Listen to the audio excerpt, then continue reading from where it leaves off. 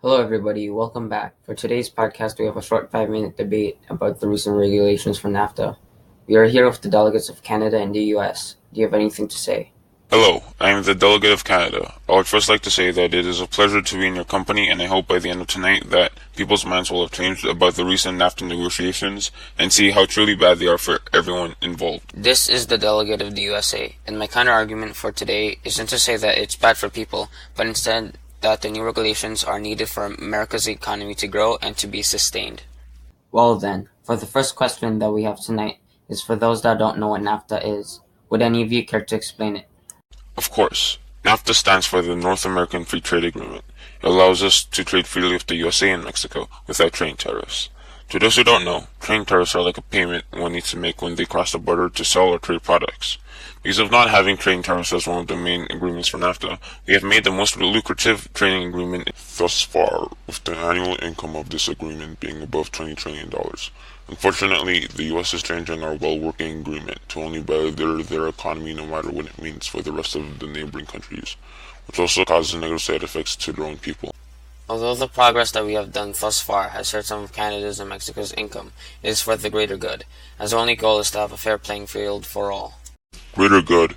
Then tell me when you indirectly hurt us by implementing a 19.52% countervailing duty on emulsion styrene butadiene rubber from Mexico and other producers of that product. Because of this, many countries lost out on profit, including the hard-working people of Canada.